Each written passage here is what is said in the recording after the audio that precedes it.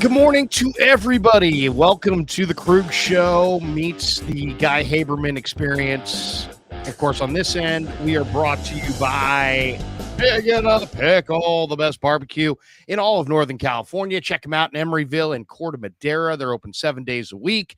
Okay, go say hi to Damon and Mary. Get some brisket chili. It's all amazing, and tell them that Krug sent you. It's a phenomenal barbecue experience. And also, we're thankful for our other sponsors as well. Marin Autoglass, marinautoglass.com. Underdog Fantasy. Check that link in the description. Use the promo code Krug, K-R-U-E-G, and they'll match you up to your first $100. And also, thanks to our most recent new sponsor, and that is our good friends down in Monterey at Sharp Corners Sports Cards and Collectibles. And I have it written down here as far as the details. Let me give you the details. Of course, they're in Pacific Grove. Check them out. Anthony Catania's at 831-521-5264. And they're doing kind of like a sidewalk deal first Friday of every month where they have free food and drink, and people are out there trading collectibles, and it's really cool. So give Anthony Catania a call. Once again, 831-521-5264.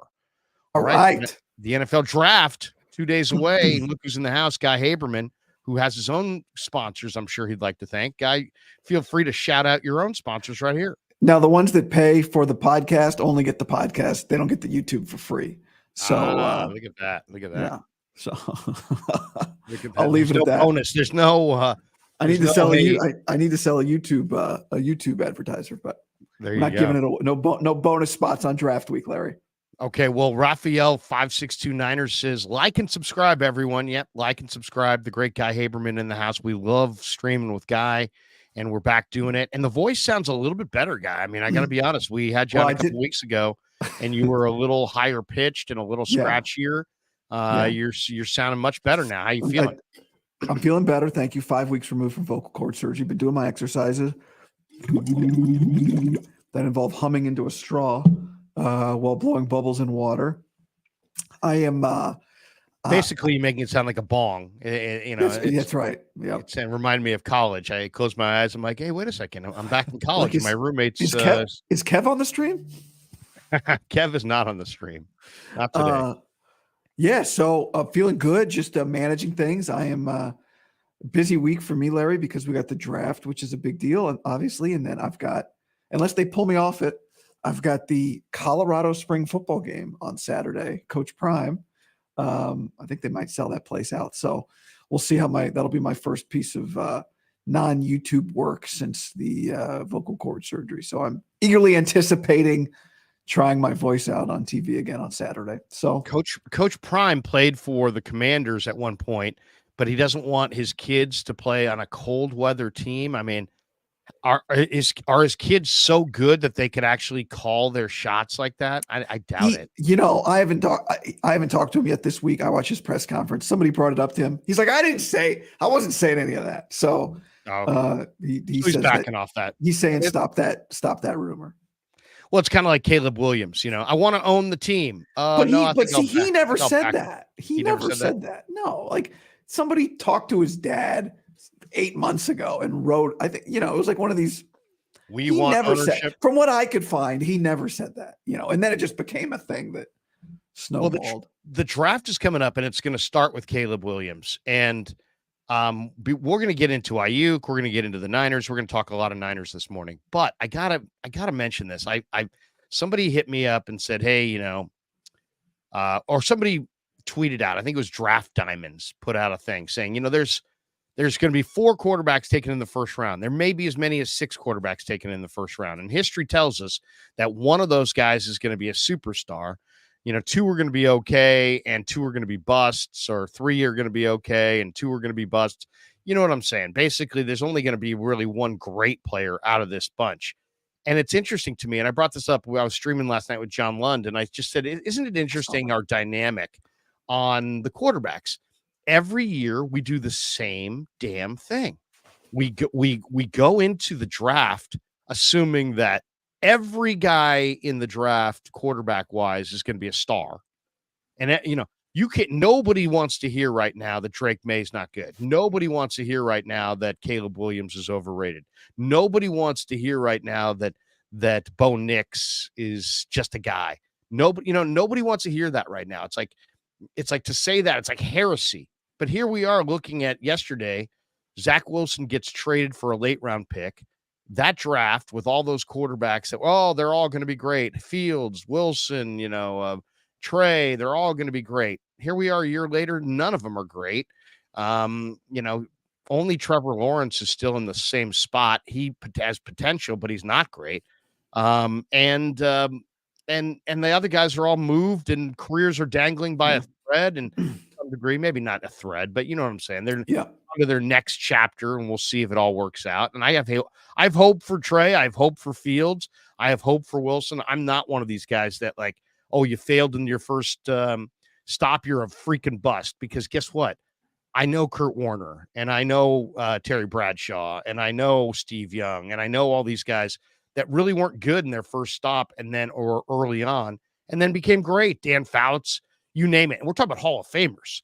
So I just think it's interesting. Some guy put out there, Draft Diamonds, hey, there'll be one star, one, couple busts, and a couple guys who are just ordinary.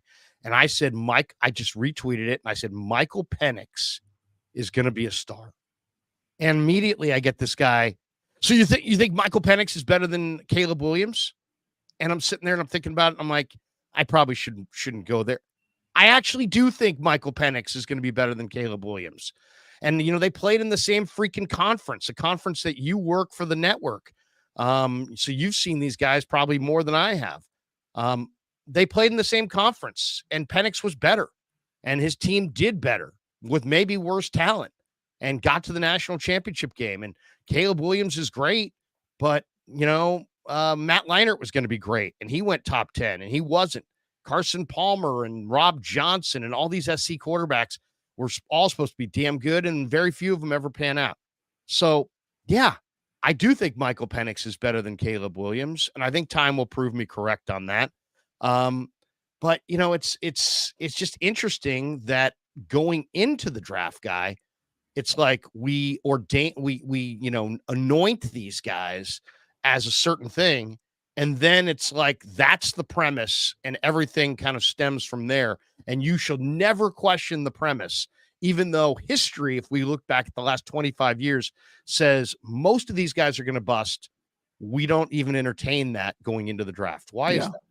Well, I think it feels mean when someone's about to accomplish their lifelong dream of becoming an NFL player to go, half you guys are going to be, your careers will be dead in 3 years. Yeah. And I think it's a lot like probably like dating. On the first date, you're looking for the upside. You're looking for upside. You're looking for upside. You're looking for upside. There's so much hope. It's like going to a mom and saying 50-50 shot, your kid's going to flunk. Oh, it's probably not 50-50, but you know what I mean? Like 50-50, your kid's not going to become anything near what you hope your child will be. It's like, well, let's see.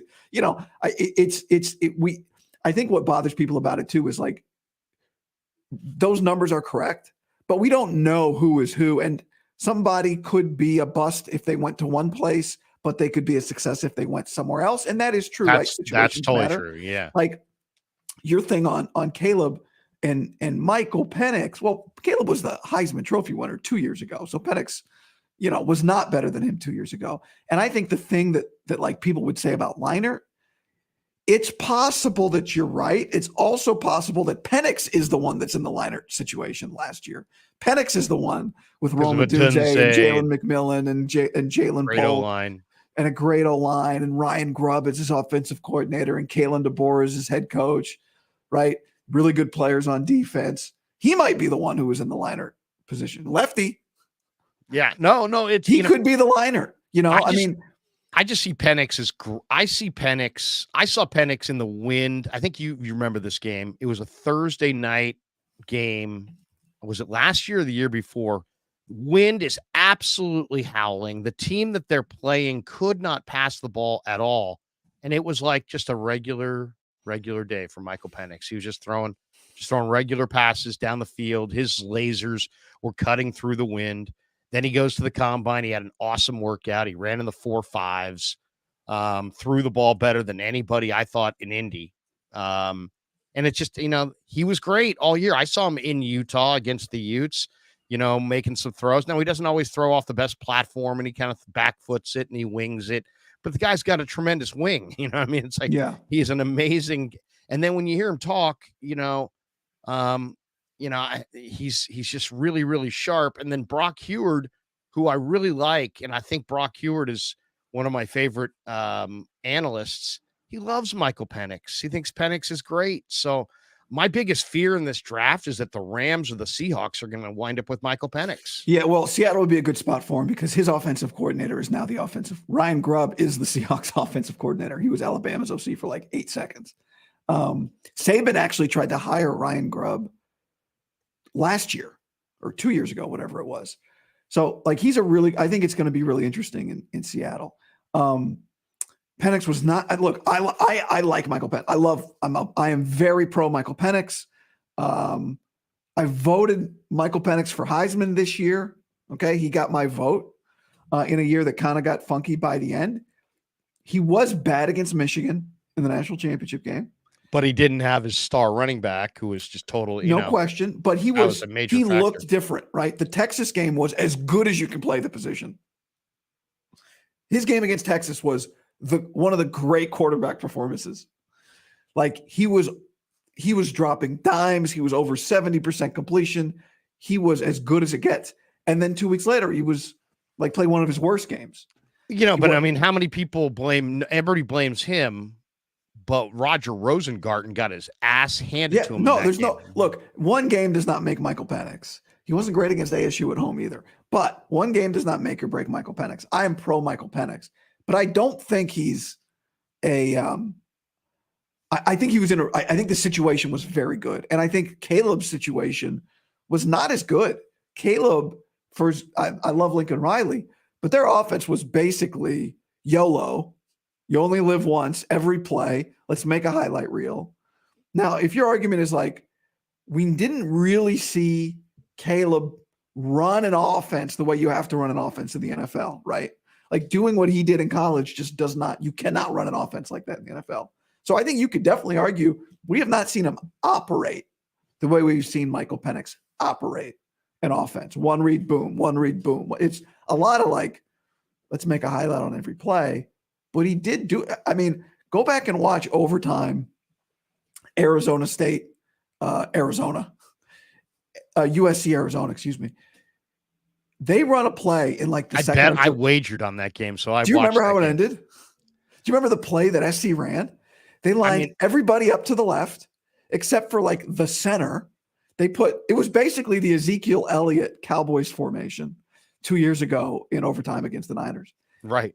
So everyone was lined up at the numbers. All the defense was out there. They had like a guy or maybe two guys and Caleb, and they just played basically like 3-on-3 and let Caleb go 1-on-1, juke somebody, score a touchdown. I mean, he had to carry much more than Michael Penix. But he had Marshawn Lloyd. He had Austin Jones. He had some good receivers. Rice's kid. Yeah, Marshawn Lloyd. Man, SC's never, the cupboard's never bare. It's true, but I'm just saying you don't get this year to give them that advantage over Washington. Washington had the same advantage of extremely talented players, and they were a better, more well-rounded team. Yeah, I think they're both going to be good. Like they are my two favorite quarterbacks in the draft. So I like them both. But do you see an obvious bust here? Because I kind of like, if you said to me, who do you like out of these 6 guys? And when I say 6, I'm talking about Caleb, May, Daniels, Nix, Penix. Yeah. I like Penix and I like Daniels. And I think May to me looks, I think he's probably going to the Commanders, but yeah, I do too. I think May looks like, not like, he's an athletic kid. He's a decent prospect, but the accuracy is, I don't see it there. I watch Carolina regularly. I don't see tons of accuracy from him. I mean, he's mobile. He's pretty mobile, but he's not, I wouldn't call him fast. To me, I don't see a touch there. With Daniels, I didn't like him at ASU a couple of years ago. I thought, he's like athletic and he moves around, but he is totally improved. I mean, he has improved dramatically. And how much of that was Neighbors? How much of that was Brian Thomas? I don't know. I But also think I love Daniels. his development got stunted. Arizona State plateau. He played as a freshman. He was really promising, and then in hindsight, like it was a mess, right? Arizona State when he was there. Like look back, they got all these. They just had all their wins vacated. Like they were changing. It was a mess. So I think you give him a little bit of slack for that at Arizona State. To answer your question, I talked to my buddy Alex Brink on the show the other day. Alex was a great quarterback at Washington State, and now he's a Elite 11 quarterback coach, and he lives in Oregon. And he said, I think Nix is I would have a third round grade on Bo Nix. Like that's an appropriate area for him, which is funny. He had 40 touchdowns and 3 picks this year. I know. And athletically, he fits, right? He is an athletic. And he's a very good athlete. Second generation guy. His dad was a quarterback at Auburn. He was a quarterback at Auburn. He wasn't great at Auburn, but then he goes to Oregon. I thought he was really, really good. But then the last game, who was it that they lost to? They just no-showed the Washington game. My God. He just looked bad in that game. Yeah, I think they did an excellent job situationally of all, like, I think he was in the right place a lot. And I think he's going to be really, like everybody is, really dependent on going to the right place and making sure that the coach, protects him. But I don't think he's going to become the guy that, carries your offense, even though statistically it looked like he's a good player. This is part of it. It's like, you don't want to knock this guy who's had an incredible comeback to his career. But I would say he's the one that would surprise me the most. Like if you went through May, Caleb, Penix, Daniels, Nix, did I miss somebody there? And said, which one is most likely to become the best quarterback of the group? Nix becoming the best quarterback of the group would surprise me the most. Well, you're right. It is about where you go. But then people said, hey, I like whoever in the Trey Lance draft. I like whatever quarterback Kyle Shanahan drafts. So much for that, right? They drafted Trey Lance and it didn't work out. But here's what I would say. Did Zach Wilson fail because of Zach Wilson, or did Zach Wilson fail because of the Jets? Did Justin Fields fail because of Justin Fields, or did he fail because of the Bears? And then, like, are we going to sit there in 3 years if, let's just say, Penix goes to Seattle and Caleb goes to the Bears? Are we going to sit there and say, yep, well, Caleb failed, but it wasn't Caleb, it was the Bears? I mean, he's got a pretty nice little surrounding cast around him now as far as weapons that Ryan Poles has put together. So I don't know. You know what I mean? It's like, how much of it's the quarterback? I mean, did Brady make Belichick? Did Belichick make Brady? Well, it looks like Brady made Belichick. Did Montana make Walsh? Did Walsh make Montana? Well, possibly Montana made Walsh to some degree. You know what I'm saying? It's like, sometimes I used to side with the coach. Now I kind of believe that it's probably the player. Well, the player's the one playing. So I think it's like they're the one that has to make the actual play. The real bullets are flying around their head. But I also think with a quarterback, and I think Montana is an example of this, and Brady was definitely an example of this, it's really valuable to have success before it's all on your shoulders. And I think we'll find out if Purdy benefits from this. Like, you get such a room to grow and become comfortable when you're allowed to not be the franchise quarterback on which everything relies on your arm, but your team still wins. And it just gives you a freedom, I think, and it takes a level of pressure off of you in a way that most young players don't get. It allows you to learn by doing at a comfortable, reasonable pace. You go back and look at Brady's first couple of years. They're not his greatest years by any stretch. And I think for Joe, like, Joe first just had to be exactly what Bill wanted. And then he evolved the thing that Bill did. But we look around, like, a lot of people did some version of what Bill did, right? Or tried to, with some success. But to be first is the hardest. So Bill was innovative in those early days, but you need somebody to prove the concept. Right. I think Bill made Joe early, but Joe ultimately showed that he was special. I mean, he was special. He went to Kansas City and almost led them to a Super Bowl. But Bill saw it. Yeah, Bill saw it. Bill had I don't know if Bill saw it. The argument is that Bill wanted Steve Dills and that Tony Rosano wanted Joe Montana, and that eventually he gave into his head scout and went with Montana. Montana was incredibly mobile in those early days too. If we're talking about this year's crop, let's just assume Caleb's a Bear. Let's say May is a Commander. Let's say Daniels goes 3, and he's either a Patriot or maybe a New York Giant. Okay. And then maybe JJ McCarthy is who I left. McCarthy maybe winds up 4 via, but not Arizona, maybe Minnesota. Let's say Penix, will give Penix to Seattle. A lot of people want to give him to the Raiders, but I'll say Seattle. And maybe Bo Nix. Does Zach Wilson going to Denver makes Sean Payton not go after Bo Nix? Because there was a lot of speculation he would go after Bo Nix. Let's just say Bo Nix is in Denver with Payton. What's the best situation? Minnesota. See, I would probably say Penix in Seattle. Or Penix in Seattle. Yeah, either one of those. I think Minnesota's a great situation. Like, that one's tough because I'm like, JJ McCarthy, is it really? But that situation's really good.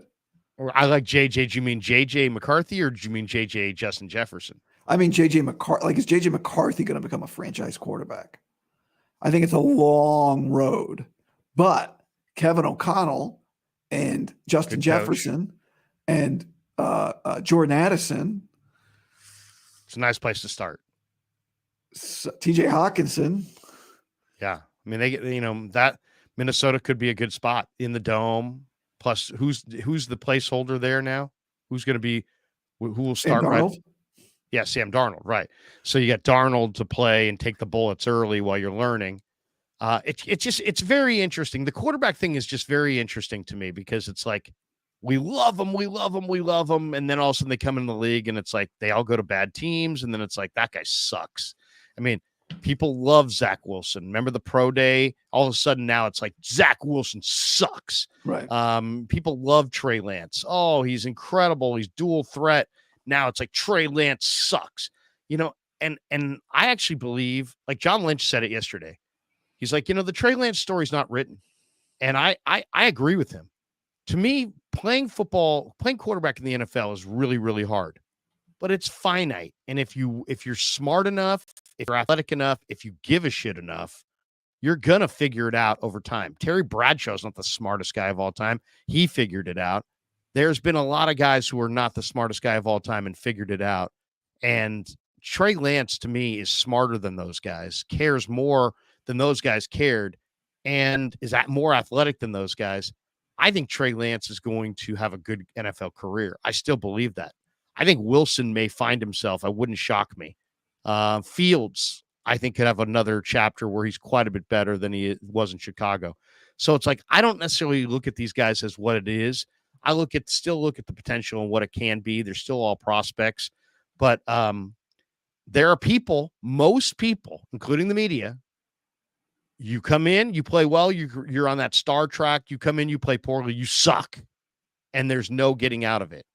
And I just don't look at it that way. I think there's guys that will evolve and get better over time, and I think that draft is full of them. So I agree with what John Lynch said. Fundamentally, his story's not written, and there's plenty of time for me to be wrong. And Trey Lance gets to go play, but I am not optimistic about that. I mean, he's played 8 games in 3 years, and it hasn't happened yet. It turned out that, this time in 2020, I wanted him to be a Niner. I was in favor of the Trey Lance pick. I was too. I thought it was a good fit. I thought, and he came to a place where it's challenging, but Kyle does tend to get the best out of quarterbacks. And the fact that he cannot remain on their team, I think matters. I think tells us something. Now there's other factors. He was more expensive than Brandon Allen and blah, blah, blah, blah, blah. But the fact that he couldn't be QB2, that they'd rather do Sam Darnold as QB2, that they even acquired Sam Darnold, right? You think that was them listening to this this dialogue that was going on that was getting more and more ugly and racial and everything else. I think they saw it. I just think they didn't want any more of that. I think they could have made it happen if everybody got along, but then it was like, Kyle's this and John's that, and people suggesting that they had racial motivations. And it got real. I mean, when you're going there, then it's getting ugly and then it's not good. And I don't know. I think that had a lot to do with and that and the cost had a lot to do with them moving on from Trey. I don't think it's like, oh, Trey went to people are like, well, what, he went to a strip club? And I don't think it's that. Come on. It's the inconsistency, the money, and the dialogue that had become very, very polarized. I accept all of that as true. I think they like Sam Darnold much more. And they saw the future as Brandon Allen is just like, he can stick around as our number 3 guy for a few years. Yeah. And I think John Lynch said it a few times. It was true. Trey Lance has to play. It's true. He has to play. Now, he's not playing right now in Dallas, but he's certainly not playing here. I thought, yesterday you were there.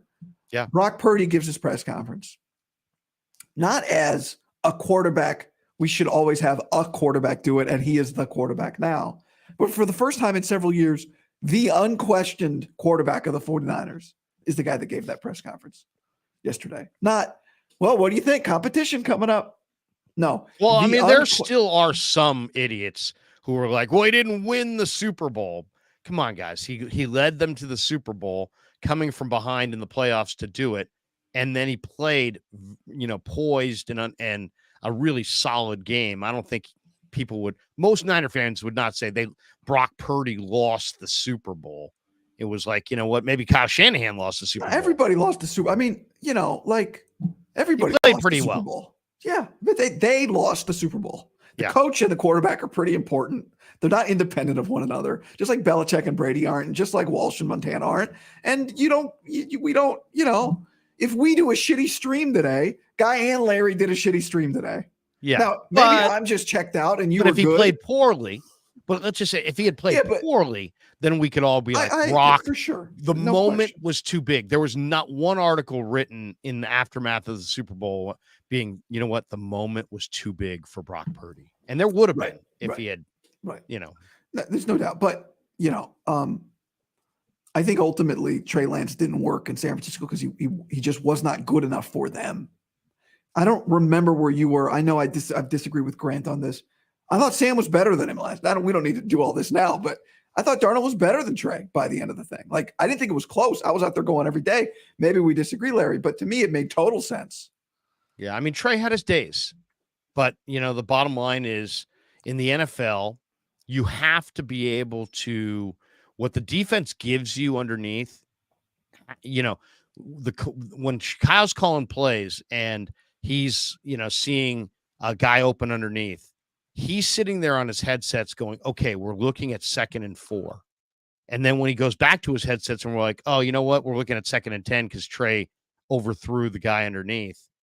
That bothers a play caller. So, yeah, I think Trey was in more. Trey had plenty of great days last summer where he was better than Darnold, but he had overall, I would say Darnold's play was a little bit more even and definitely a little bit more consistent. Where Trey had some great moments, and then Trey, every single day we were out there. I mean, Dave Lombardi and I used to joke about it. Every single day, Trey would miss an absolute layup. Yes. Every day. Okay. Can we talk about something else? Yeah. Go ahead. Let's get into something else. So let me tell you what's at the top of my mind today, Larry, which is 31 is really important, obviously. And John Lynch was clear about it. We've talked about it. Nick Wagner wrote a big piece. Nick Wagner wrote a big piece about it the other day. Just how critical this draft is for them. And even Lynch acknowledged it yesterday. Like, Brock will stop being cheap soon. This is an important draft. But the first important thing that's going to happen, by the time we get to the 31st pick, something important will have already happened for the 49ers. And that will be that Brandon Aiyuk has either been traded or not been traded. We by think. The 31st pick. We think. Well, why would it happen after that? They're going to trade for a second round pick? I'll pay you one. I'll give you one scenario where it happens after that. Okay. The Commanders take Jaden Daniels and want to pair him with Brandon Aiyuk and give the Niners 30, 36, or 36 and 36, 40 and Jahan Dotson. And I if I'm the Niners, I think that's actually one of the more attractive trades out there, because to me, the guy that you pick at 25 is the same guy that you're going to pick at 50. I think that's where the draft really evens out. And if you could get 2 bites of the apple in the high second and a established young receiver who's got, rookie contract, who's got ball skills, to me, that is a very attractive trade. So I would say, but I hear what you're saying. I generally agree, but does 36 and 40 equal 20? I think it does. Now, some people think it doesn't. I think it does, but go ahead. That'll be the only scenario. The only scenario. Yeah, look, on the that's intriguing. On the draft value chart, it definitely does.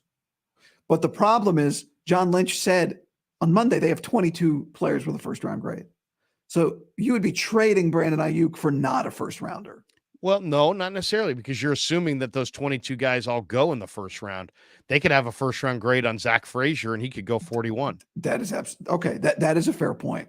But I think it becomes – your target area becomes much smaller, but you're right. That is a possibility, right? Yeah. I mean, that's how I have it rated. I love some guys in the high second that I think are first rounders. And there's some guys in the first round that I'm just kind of like, which is always the case. Yeah. But I think you got to. Basically, your point's right, though, I think. Okay. This is definitely a situation, right? Would you agree with this? Where they have to have players targeted. And only if that particular player is available, then they make a trade. So they have to have a list of players almost that are you asked a great question to John Lynch yesterday. How many gold helmet guys do you have? He said 16, which I thought was a high number. I did too. I thought he was their guys. I thought he was going to say 7 or something. Yeah. So, you'd imagine Brandon Aiyuk's only getting traded for a gold helmet guy.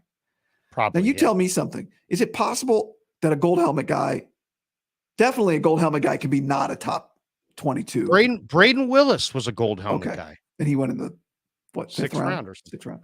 Yeah. So that doesn't mean star, but I would imagine you've got to have on the Venn diagram, you got to have crossover. It's got to be a gold helmet guy / one of our first rounders, which I would imagine cuts down that list of first round picks from 22 to, I don't know what, let's just make 10, 8. I don't know. And then I think you got to look at who would be desperate enough. And I do think in the first round, in the top 20, you got to be kind of desperate to trade for a receiver, because you can just draft a receiver. Right. But the only thing is, as we know, receivers oftentimes take some time. So it's like that, to me, the reason this is intriguing with Aiyuk is because what if you're going to be fired before? Yeah, that's what I mean. That's a desperate situation. That's the bulky. Jets. That's bulky, right? That is the Raiders are not in that spot, but I could see Antonio Pierce doing something desperate. Tomlin is never desperate, but Steelers, Pittsburgh drafts 20. But they haven't been in the playoffs in 5 years. Yeah, I mean they should operate probably with a little more urgency than they did drafting Kenny Pickett, because he knows where the bathrooms at Heinz Field are. But that's kind of the list. And then there was the Charger. Barnwell suggested the Chargers at 5 the other day, right? Which would be really amazing if. Yeah, but why? But on what planet? Why would they do that?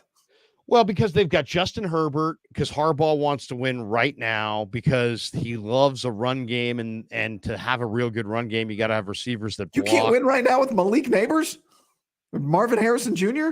Of course you can. I mean, I love Malik Neighbors, but I don't know that Jim does. Yeah. I don't know. So, but anyway, the Chargers offer you 5. You fall over yourself running to that pick, right? To that trade. But I think those are would you? It's not just Aiyuk. It would be Aiyuk and 31 and a third for that 5th pick and like a 6th. So it's like there's more to it than that. And you got to kind of evaluate what you want to do. Personally, I think Malik Neighbors is awesome.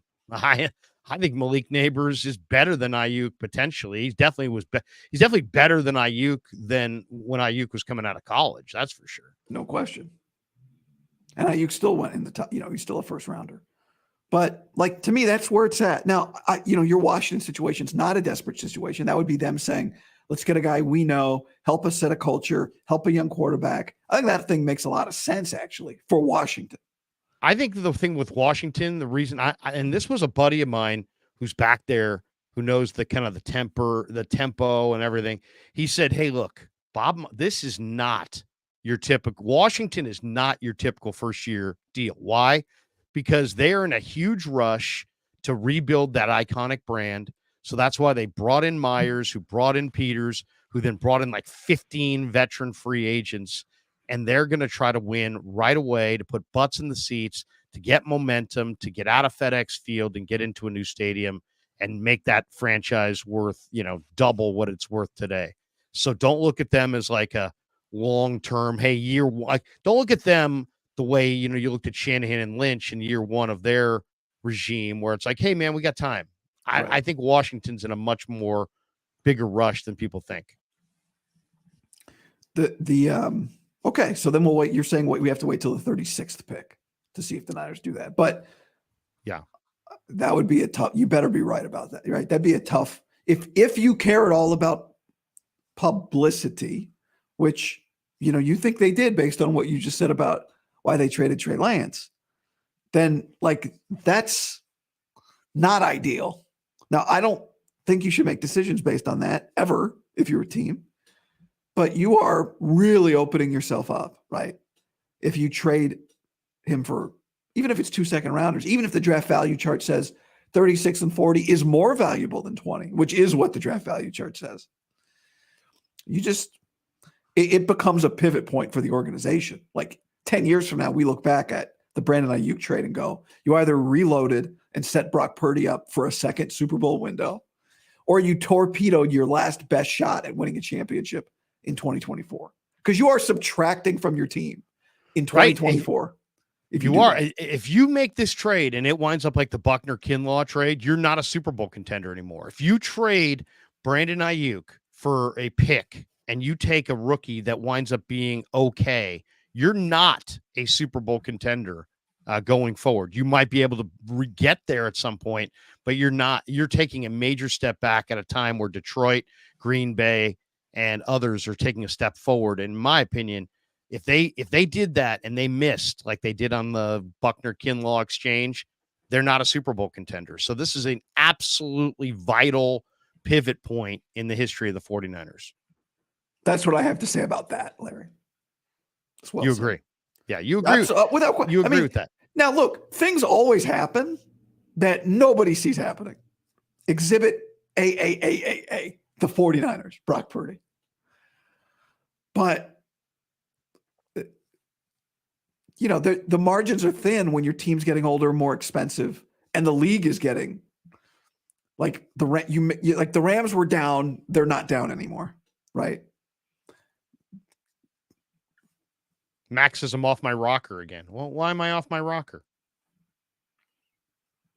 Why am I off my rocker, Mac? Tell me. Mo. Or Mo. Sorry, I'm not seeing that great this morning.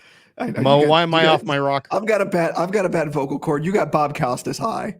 We're a real mash unit. Yeah. Seriously, we're barely getting through this. Okay, give me a take. So now you made a comment a couple minutes ago. You're like, okay, if they'd have to know, like you mentioned, it would have to be like a gold helmet guy. Yeah. You'd have to know that the player you were getting, what player you were getting, but you're not trading Aiyuk tonight and saying, hey, you know what? Let's hope Thursday night works out. You're going to be sitting there on the clock, and Trent Baalke called and he's nervous about being fired. So he's going to trade you the 17th pick for Brandon Aiyuk. Okay, who's available to us that we could choose? I came up with a list of 7 guys that I could see them if they were falling, the Niners would have interest. Tell me if you think this is the right 7. Brian Thomas Jr., the Yeah. LSU receiver. It seems like maybe the only other true first round receiver in this draft, right? Outside of the big three. I agree, though. The more I watch Leggett from South Carolina, the more I think, why can't he be? The Niners worked him out. He runs in the 4.3s. He's 220 pounds. He had a huge year in the SEC. His highlights are incredible. I know there's some drops there, but I mean, Xavier Leggett looks a lot like AJ Brown to me, and he played in the biggest conference, and his highlights are, I mean, he gets it. He runs away from people. He's, how many guys are 230 and running the 4.3s? I mean, Brandon Aiyuk ain't that. Brandon Aiyuk doesn't run in the 4.3s at 230. So, I mean, he's another round 2 guy that I'd be interested in. But let's just say, for the sake of this conversation, Brian Thomas Jr., J.C. Latham, who I view as one of the best right tackle prospects I've seen in a long time. I mean, you cannot bull rush this guy. The whole pass rush starts with the bull rush. You can't bull rush this guy. He'll just stonewall you. Troy Fatanu from Washington, who I think they probably really like, though. I don't know that he pushes anybody in the run game. I like him as a pass protector. I don't know about as a run blocker. Terrion Arnold, maybe from Alabama, who's Lynch said, hey, we may not draft for this year. We may draft for the future. Well, they probably can't keep Lenore and Mooney. So, and Terrion Arnold, that speech at the combine where he thanked his mother was like, dude, you got to be kidding me. This guy's an amazing person. So I think Arnold's on that list. Brock Bowers is on that list. Quinyon Mitchell, who I think is the best corner in the draft, I think he's on the list. And then, Talieisi Fuaga is on that list, though I don't expect him to fall. And maybe, and I don't know what you think of this, but maybe Cooper DeJean from Iowa? No. I don't know. Good list. I think Latham will definitely be gone by then, right? I would think there's some mocks that have him there, but Fuanga might be number 1 on the list. He's just awesome. I mean, he's just a destroyer in the run game. Fatanu might be a guard who doesn't push the pile that well. So that seems like a reach to me. Not a reach in draft position, but like, this is the guy you're getting for Brandon Aiyuk, with all due respect to Fatanu. Yeah. Fuanga, on the other hand, is it Fuanga? Whenever there's a UAG, I always defer. I don't know. I think it's Fuanga. I didn't do an Oregon State game this year, and that's really when I dive into the pronunciations. But usually I do a lot of Utah, UAGA. I think there's usually an N in there, Fuanga, like a silent N. Or digital not a silent N, an invisible N. Larry, have you ever been on your rocker? No, never. That's a good point. So I think Fuanga, like, to me, it's about like, who is the blue chip first rounder here, right? Fuanga is one. Latham is one. Brian Thomas probably is one. May require a year in the doghouse, but he is a blue chip first round guy in a draft with 3 clear guys ahead of him. Now if I was going to play devil's advocate on, you can afford to trade away the guy who had the most targets on your team last year, you could argue, well, you could just give Kittle and Debo and Jennings especially just more targets. Like, if you said Jennings catch it, you trade away a receiver for a receiver. Brian Thomas gets 50 targets instead of 100. Aiyuk's 105, whatever it was. And then instead of 20 catches, Jennings gets 40 catches. Like, you could reimagine it a little bit that way. How about flexing out CMC? Well, he had 83 catches last year. How many more catches is he going to get? Yeah, but I'm just saying, as far as, it's a great running back draft. I mean, what about drafting a couple backs that you like and flexing out CMC? I mean, that seems like right there. Taking juice off the field? Not necessarily. I'm just saying, like, you could use CMC as one of your 2 receivers. It didn't have to be a third receiver. I see what you're saying. You he had 83 catches. I don't know how many more catches you can get. Yeah.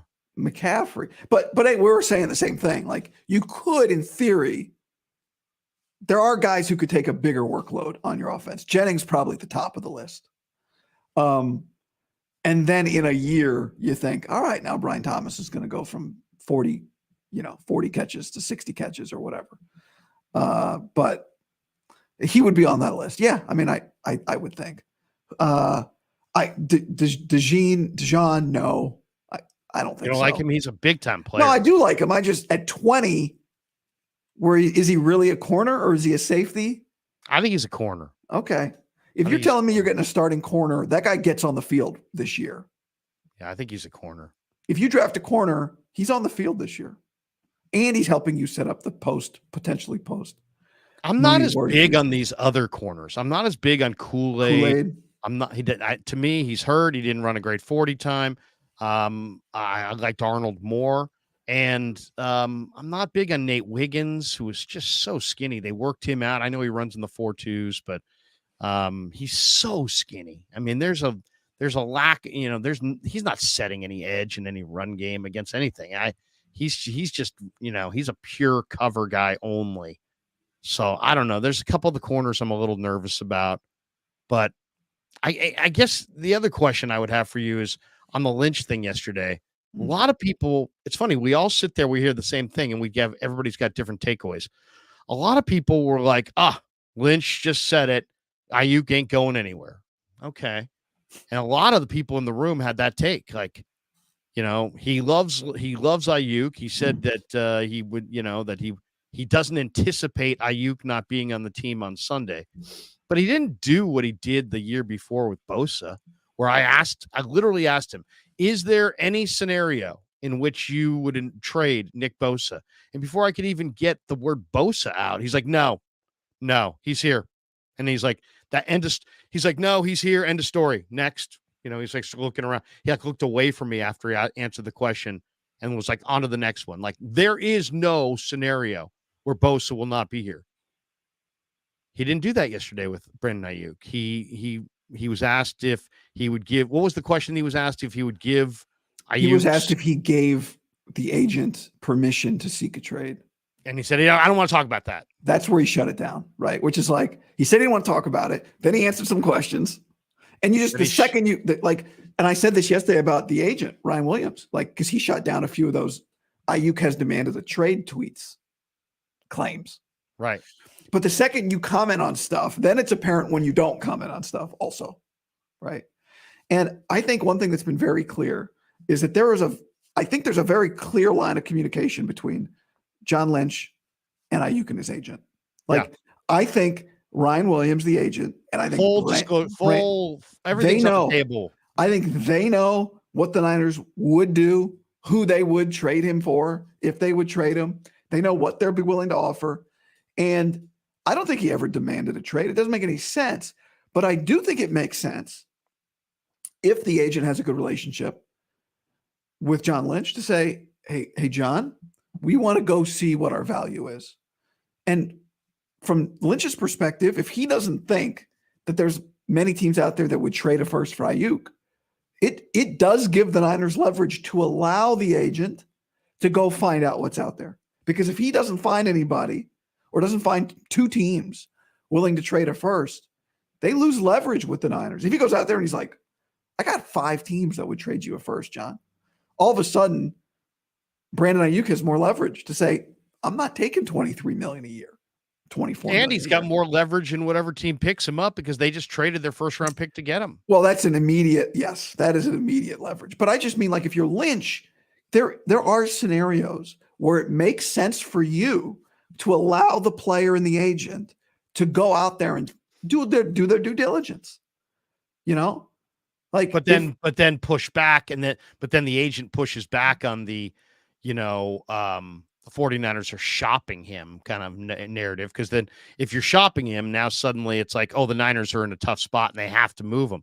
Lynch wants the entire league to think that they can sign him, they could trade him, they can do whatever they want with him, and they're ready to do any of those options. If the whole league thinks they can't sign him, they have to trade him, then you don't get as good of offers. I do think they can sign him.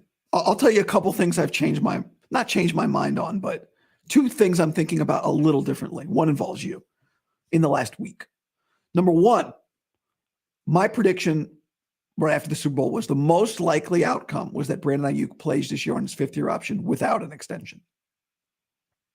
I think that's not an option, but go ahead. Listening to John Lynch talk yesterday, it was very clear because the previous press conference after the Super Bowl, he said, he could play on his 5th-year option. Yesterday it was very clear. If he's staying, they are extending him. Okay. So that's one thing I don't think the same way I did a week ago. The second thing is, I thought you were a little conspiracy theory guy when you said after Brock's interview with Pat McAfee, well, it's kind of weird the way Brock's talking about him. My take at the time was, as experienced as Brock is giving interviews, he's not as comfortable as he'll be 10 years from now, where he's just really fully himself. Brock gives plenty of kind of stock answers. He's loosened up a little bit in the last year, and he'll continue to. It's very natural. But again, yesterday, he talked about Aiyuk in the past tense. Now, maybe it's just the way, maybe he's just talking. It's not really means anything. But I have for you the transcript of what Brock said. I know you were there. I watched it. What we've done has been pretty cool. I'm just thankful I've had the opportunity to play with him. It's been awesome. I do trust John and Kyle in terms of getting guys who are going to make plays and be the right fit for our offense and everything. So at the end of the day, BA has been a brother for me, and I want the best for him. So that's 5 instances of past tense. And to me, the strongest one was I trust Kyle and John. What was it, to get the right pieces or to have the I trust Kyle and John in terms of getting guys who are going to make plays and be the right fit for our offense and everything. Yeah. So, I mean, it's like, if he stays, he stays. If he goes, I trust these guys will replace him with guys who can do it. Now, what does that mean? Does that mean to you he's gone, or just that everybody's aware that it could go either way right now? Yeah, I think that's it. I think everybody's aware that it could go either way right now. And also, I just think that we're, look at of all the pieces to replace, it's easiest to replace the receivers. Why? Because every single draft in the last 3 or 4 is loaded at wide receiver. I mean, you could go, if tomorrow Brandon Aiyuk fell off a truck and hurt himself and was on the team but was just not available to them, they could go sign Tyler Boyd, draft Xavier Legette in the 2nd round, and probably not miss a beat. I mean, they probably, could be similar offensively to what they were this year. So I don't know. I mean, I like Aiyuk. I just don't look at Aiyuk as he's not Rice. It's not like he's the greatest receiver that ever walked the earth. He's good. He's good. Would I rather have him? Yeah. But there are probably better receivers in this draft down the road than him. I think Neighbors is going to be better. Thomas is an amazing talent. He had 17 touchdowns this year. He's 6'3" and he runs in the 4.3s. So, I mean, and I like other receivers in this draft as well. So I just don't think they're over a barrel. People act like, oh, you gotta have this guy. I don't know if you gotta have this guy. I think I'd rather have this guy than not. And I don't want to give him away for nothing, but I mean, I'm not saying he's just a guy. He's better than that. He's damn good. But he's not oh my God, the franchise is going to be up for sale now because they don't have this guy. Well, he's a really good fit for your quarterback. I think that is part of what makes him valuable. And your run to the game. Niners. And your run game. He's a very good blocker. He's a willing blocker. You've invested in him, whatever. But he plays with a quarterback that throws with anticipation. So it's important that he runs precise routes. He runs precise routes. He's not a downfield separator. Fine. Brock doesn't. That's not really that. From an intermediate standpoint, they're an excellent fit. The question, though, is not, is he replaceable? The question is, the lottery question is, will you pick the right guy to replace him? And that's where the risk is, because if you're trying to win a Super Bowl this year, which you are, if that guy gets the Aiyuk treatment, then he doesn't really help you this year. He helps you in 2-3 years. Okay, fine. And it's not a spot where you can be like, well, we'll just draft 5 receivers. No. You're only going to keep 5 or 6 on your roster. One's going to be Debo. One's going to be JJ. Lots of people down there, and we'll get into this later, think McCaffrey's brother could be on this in this mix. But that's another one too. It's like, how many receiver spots are you going to have? And are you going to bring in McCaffrey's brother? I mean, I don't know. I mean, this all kind of comes together. It makes let's just say this. There's some uncertainty whether Aiyuk's coming back at a time when there's a lot of freaking options out there, and they could make a number of moves and move this wide receiver room around, and change the focus of the team, and from to make it even more of a running team. I don't know. I love Brandon Aiyuk as a player. I would like to see him stay, but there's this cap issue. It's not just, hey, they could replace him. They could replace him and alleviate a big part of their cap problems. I think from a receiver standpoint, that can take care of itself in a couple of years. I mean, Debo becomes very cheap after June next year to cut or trade. It may be that they really maybe Kyle looks at this like, Debo, I got like 3 more years of Debo. He may look at it that way, right? Like, no, guys. Like, but the reality is Debo. Brandon is the youngest of their skill group, right? Yeah. Like he's their best weapon. He should be the most likely. Well, what was the stat though that you had last year? Yards per play goes down like by 2 yards when Debo's not on the field. Remember that stat? Yeah. But so, I think Aiyuk's their best weapon. But who's their best weapon going forward, especially off of the way they used CMC this year? I'd say it's Aiyuk. Aiyuk is definitely the guy who should be most likely to be like when Brock Purdy looks back at his 12-year Niner career, the guy he played the most with is Brandon Aiyuk. So we're at a fork in the road where Brandon's either gone or he's the longest tenured teammate at Brock Purdy's Ring of Honor speech. Okay. What else? You didn't really say your takeaway on Brock's dialogue in the past tense.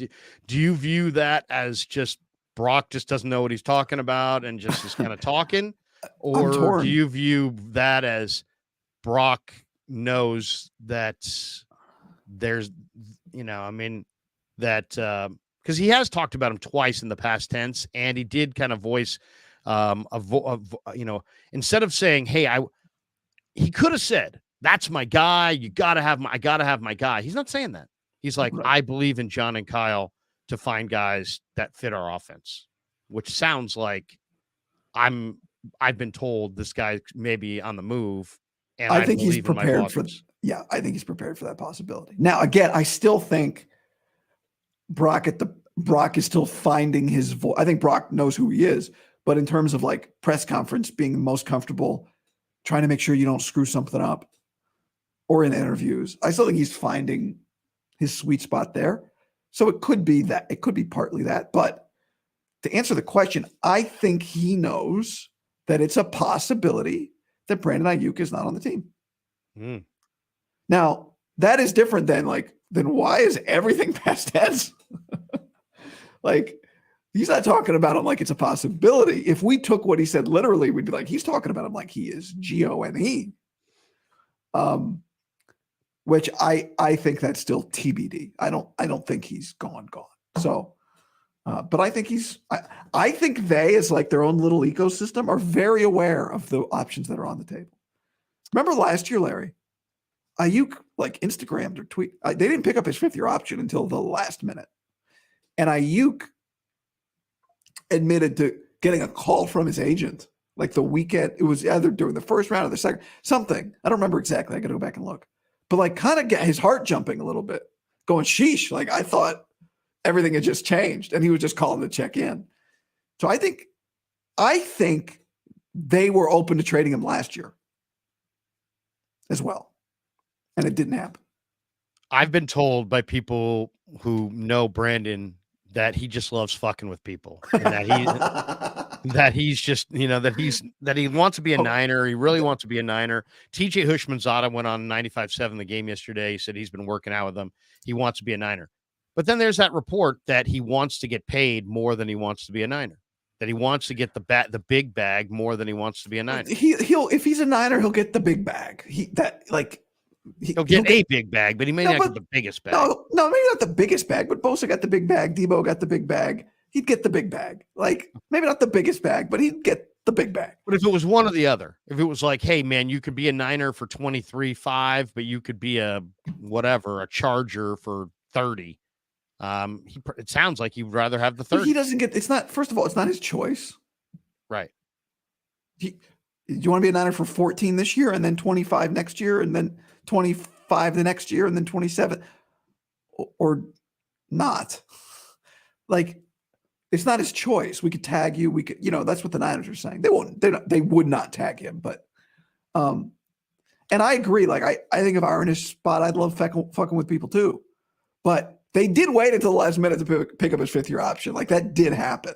All the other 5th-year options were picked up, and except for Aiyuk's, maybe somebody else's. I don't remember, but that did happen, right?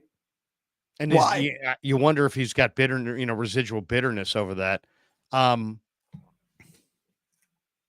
What did you make of the Aiyuk with Jaden Daniels? 5 days from now, there's going to be explosives.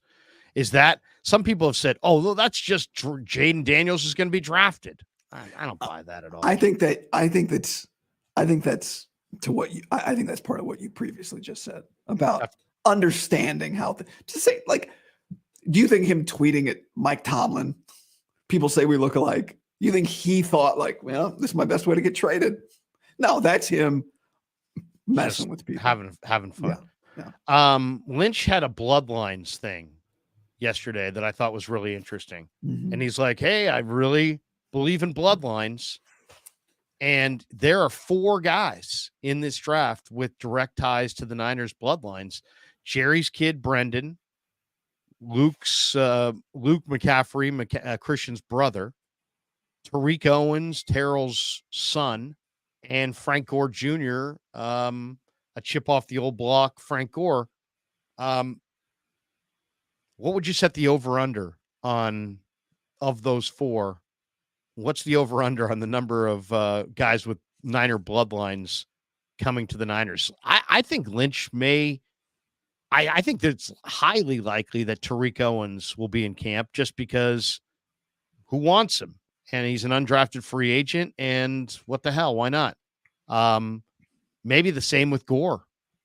The other guys you're going to have to draft, but I kind of feel like they will draft McCaffrey. I was sitting there next to Dave Lombardi yesterday, and he's like, yeah, I think they'll draft Luke as well, but that means they've got to beat everybody else to him. I don't think they can take him in the 5th round. I think he'll be gone by then. What's your assessment of Luke McCaffrey? He had good numbers. He was all conference his first year as a receiver. He ran a better 40 time than Christian. When you flip on the film, though, he doesn't get tons of separation. I don't see a super special player, but Christian is not like sort of interested in playing with him. He's like passionate about playing with him. And I'm convinced that he's gone to Lynch multiple times and said, figure out a way to get Luke here. What do you think? Niners have 3 picks in the 4th round. Would you use one of them? Yeah, Luke? I think that's what ultimately he makes the most sense for the Niners because Brendan Rice will not be available at 124, 132, 135 at the end of the 4th round. And you're sure of that? No. Oh. Okay. You said it was certainty. Well, I'm just saying Luke McCaffrey is kind of a 5th to 6th round receiver, right? Brendan Rice feels like a 4th round receiver. Would you agree with that? Yeah. So I think it's more likely at the end of the 4th round when you've got 3 picks that you can kind of, you can use 1 or 2 of those, I guess, to move up or all of them to move up. But that's where you go, all right, this guy's a 5th round guy, but he won't be there 50 picks from now for us. So let's take, or 40 picks from now for us. So let's take him we got 3 fourths. Let's use one of those. That's why I think Luke makes the most sense. I mean, if Brendan Rice is there at 124, great, take him. Like he can do some of the return stuff. There's a physical nature. There's a real polished nature to Brendan. Luke thing you love about Luke, I think, as a converted quarterback, he should acclimate pretty quickly because he's got a quarterback's mind to an offense that's challenging to learn.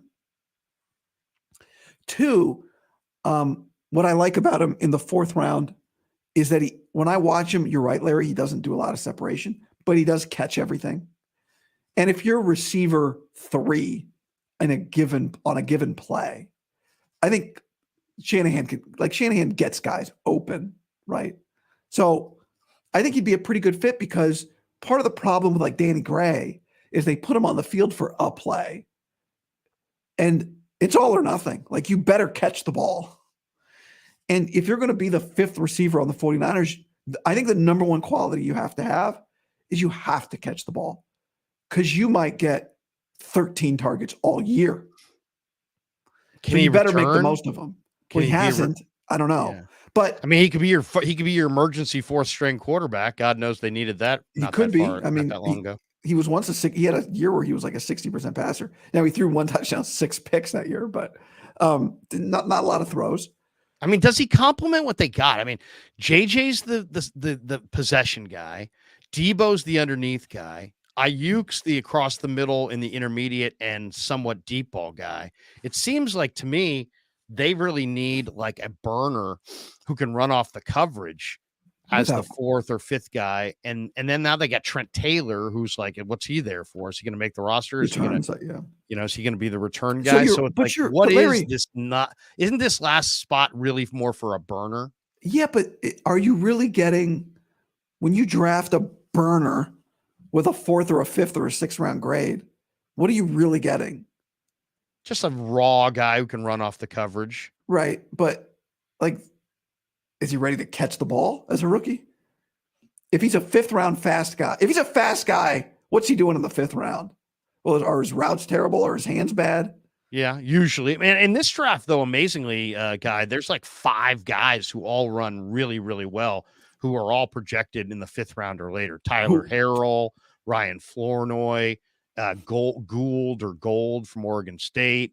And there's like, 3 or 4 more guys who all run, sub 4.4, who are all thought to be mid to late day 3 guys. The number 1 guy on the list is Tyler Harrell from Miami, who's ran 4.24 in his workout, and a lot of people project him to go in the 7th round.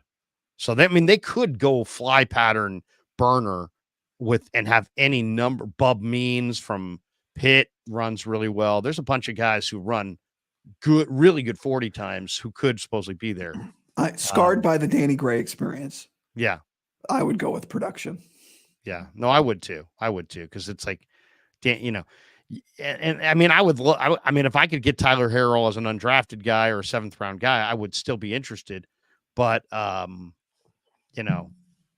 get a few guys that can run and see if any of them can pan out. Because so far, Danny Gray, 1 hit here, 1 hit there. Every time he gets hit, he's hurt. He doesn't catch the ball. Like you've been, like watching him in practice, he does not catch the ball consistently. I give him credit because he plays hard on special teams. I give Danny Gray a lot of credit for that. As a coverage guy. Yeah. I think he deserves credit for making himself useful in that way. He told me that he's got a really awesome touchdown dance that we got to see. And I'm like, yeah, we got to see it. When are we going to see it? There was an article today in Bleacher Report about a bunch of veterans that could get dealt during the draft. Justin Jefferson, Brandon Aiyuk, Patrick Surtain. It wasn't in the article, but I've heard people say maybe Budda Baker. Is there a scenario you think where the Niners extend Aiyuk, create extra cap room? Because that's how if you want to say how they're going to get extra cap room, as soon as you extend him, he comes off the 14-4 franchise tag, and he's playing probably for $4 or $5 million in year 1, and you've saved $10 million on the cap, and now you've got ability to add a Budda Baker. Could you see something like that where we're talking about him moving, and maybe he doesn't move, and they get him the because Lynch said, hey, I don't want to see this go like Bosa and Debo down to the wire. Maybe could they get it done sooner, maybe even this weekend, and then use that to acquire a veteran? Do you see the Niners shopping for a veteran? Because they're inside their Super Bowl window on day 3. I mean, I do think just fundamentally extending Aiyuk to create space to add somebody this year makes a lot of sense. And they do. We've seen it multiple times with them, right? Usually, like once the season starts, they'll add guys. Part of the reason I think it's intriguing to wait a year on the Aiyuk extension is because you really can create that space. You can push that space out for when you really need it. To do it now almost feels kind of useless unless you use that space this year. Although, I that's a secondary consideration too. If he's one of your core guys and you can extend him, you do it. But yeah, I mean, absolutely. I think I don't see them doing it this week though. Don't. To me, it happens later. If Aiyuk wants to wait for all these receiver contracts to get done anyway, right? I know, which is in his interest, but that's not in the 49ers' interests, really. But the place where he does have leverage is he does get to choose when to put his name on paper. He does get to choose when to sign the contract, right? No doubt. And his side is maintained. Ian Rappaport had this months ago that they want to wait until, the whole thing kind of, clarifies itself so he can get as much money as possible. All right, let's hammer down on a couple things before we jet. We're an hour and 10 minutes into this. We don't want to go too much longer, but I do want to get a couple thoughts from you. All right, I would say if there's no Aiyuk trade and the Niners are picking at 31, they're not trading up, they're not trading back. They're sitting there at 31. I would say if you made me wager that it's going to be an offensive lineman, a defensive lineman, a wide receiver, a corner, or a linebacker. I don't think it will be a safety. I don't think it will be an edge. I don't think it will be a defensive end, though Darius Robinson is a name that's floated out there. I don't think it's going to be a tight end. I don't think it's going to be a running back, and I don't think it's going to be a quarterback or any special team. So O-line, D-line, which is what Lynch kind of referenced yesterday, wide receiver, corner, linebacker. They're picking at 31. What O-lineman do you want at 31? We'll just go right down the list. If you could have your pick, and realistically, not Fuaga, because he's not going to be there, but realistically, who's the best O-lineman you think they could? Because to me, they need a great O-lineman. Do they need a guard? Yeah. Do they need a tackle? Yeah. Do they need a center? Yeah. They need everything. They need everything except for Banks and Williams they could use. Who, if you're taking an O-lineman at 31, who are you taking? Well, I agree with that. I really like, and I think a lot of people do. I really like Jackson Powers Johnson, the center from Oregon, who's huge. And he's athletic. And he dominated. I think he won every single one-on-one at the Senior Bowl. He's just I really like the guy, but I don't know that you take him there. Graham Barton seems to make sense. I don't know that he'll be there. Jordan Morgan is the guy that I've mentioned many times. Jeff Schwartz, the offensive line guru, came on with me a while ago. And he said he thinks that's the guy that makes the most sense in terms of might be available and kind of fits. Can't stand him. But he might be a guard too. You can't stand Jeff or you can't stand Jordan. No, I love Jeff. I can't stand Jordan Morgan. Jordan Morgan, to me, I watched his film extensively. He got bull rushed consistently by Pac-12 defensive ends. He's got short arms. I think he really is more of a guard. If you're getting bull rushed by Pac-12 DNs, you're going to get bull rushed something ferocious by NFL D tackles. I think he's I think he's one of those guys that looks good on paper, but I don't like him. I don't like him at all. I think he's an underpowered guard that's going to get absolutely bull rushed and way overdrafted. So would you take a center at 31? I would take Nick Frazier, or Zach Frazier, I should say, from West Virginia. Okay. I mean, the guy got hurt on the field. Instead of getting the cart, he crawled off.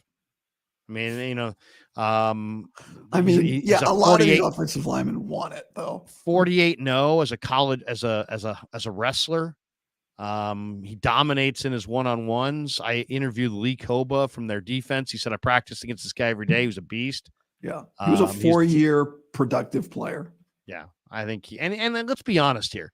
If you're going to get anywhere with the 49ers, you're going to have to go through Detroit. Detroit now has DJ Reader, who just worked Jake Brendel last year in the Cincinnati game. If you're going to win the Super Bowl, you're going to have to beat either Matabuke and Pierce and those monsters inside from Baltimore, or Chris Jones. I mean, you got to be legit.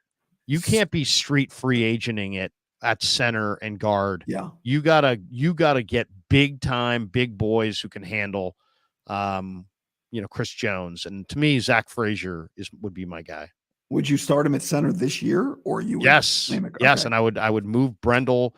That's $5 million that you're saving there. So this is your pick at 31, is Zach Frazier. I'd take Zach Frazier at 31. Is he your number one offensive lineman at 31?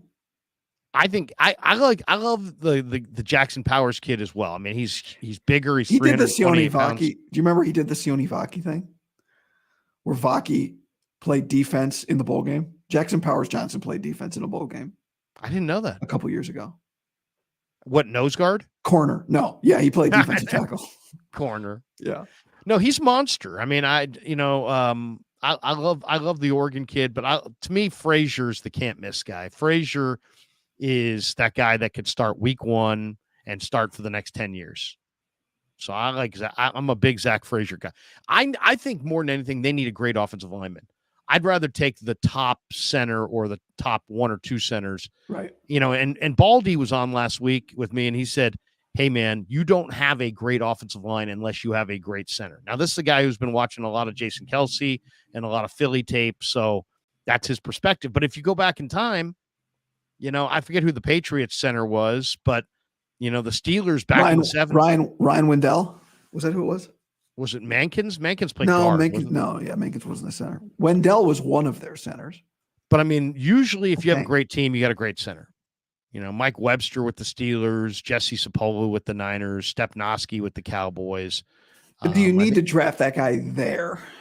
Well, maybe I would trade back 5-10 spots and go with the Frazier. But I love Zach Frazier. So if it was an offensive lineman, I would take Zach Frazier. My favorite guard is this kid, Mason McCormick. Tackle-wise, I kind of like some of the guys down the board. In fact, I'll tell you one of the guys who I think is a sleeper tackle. If you said, give me a guy you think the Niners are going to draft, I think the Niners are going to draft Walter Rouse, the former Stanford kid who transferred to Oklahoma. He allowed the fewest pressures in the entire country this year among all offensive linemen, and he was really good as a run blocker. And obviously, he's a smart kid. And you could probably get him in the 5th round or 4th round. He's big. He's a big athletic guy. I could see Rouse being a day 3 pick for them. But if Mims were there, I like Mims quite a bit as a prospect, even though he only played 8 games. And there's a few others I really like, but I'm not a big Jordan Morgan fan. And there's other guys I'm not a big fan of either, but I'm really not a big fan of Jordan Morgan. So, who's your defensive lineman?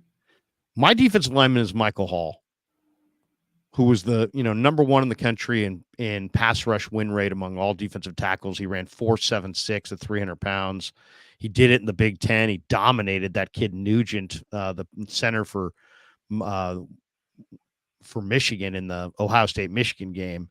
To me, I see a Bryant Young type another guy. Stanford transfer, by the way. Nugent. Yeah. But yeah, I love Michael Hall. He's only 20. He's not a run stuffer. He's a pass rusher, but the quickness there is just so amazing. I love Michael Hall. I like Johnny Newton, but there's some injury concerns. I like Rororo, but I think there's some rawness there that there's going to be a ramp up period. There's some other defensive tackles that I think are pretty damn good, but Michael Hall is ready to roll. If you tune into Ohio State, if you watch him at all, he's number 51. He's just so quick. Quickness is the most underrated trait in interior defensive line play. If you're incredibly quick, that takes you to a different level. And I just think Michael Hall, they worked him out. Man, how do you work this guy out and look at those measurables and watch that film and say, no, we don't want him? I mean, I would even overdraft him. A lot of people think, yeah, you know what, he's going to go in the 40s or 50s. Push comes to shove, I'd probably take him at 31. I love him. The concern would be, are you taking a player? Now I know he's playing the position he's playing, so these numbers aren't going to be huge anyway, but 24 tackles last year. Yeah, he doesn't make tons of plays against the run. Are you taking another? Now he's not as big. He's not nearly as big as Kinlaw, but are you taking a project more than an immediate impact guy? I think he's pretty much. There's all kinds of different defensive tackles in this draft, right? There's guys that are that one technique, which is like Tavondre Sweat, McKinley Jackson, those guys who are just run stuffers. But I kind of think in the wide nine that two gapper guy who's going to take on blocks. I think everybody's got to have a role. You got to rush the passer. So I don't know that those are their guys. Byron Murphy's going to be gone. Johnny Newton. So they're going to be looking at a group at 31 that includes maybe Johnny Newton, but he's coming off an injury and he's a little short. Braden Fisk, who's I think has to be playing a rotation, but I love him, and I think Kosherik would love him. Rook Ororo, who I think is probably the best talent of all these guys. 6'4", 295, tons of speed, tons of power. To me, I don't think you can go wrong with him if you coach him up. And then there's the gigantic 5-star kid from LSU, Mason Smith, who's was a 5-star recruit and just had some injuries. He's a redshirt sophomore, but he is, you catch him on the right day, he looks incredible. I mean, this is a very special player.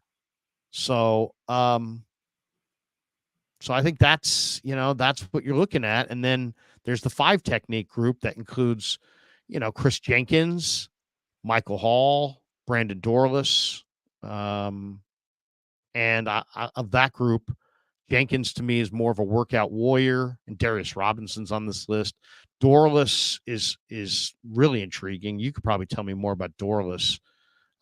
He really moves well at 285, but I think Hall is got the fire and the speed. I think he could be an interior rusher and be good enough against the run. I think he's one of their leaders. I don't know. I'm a big Michael Hall guy.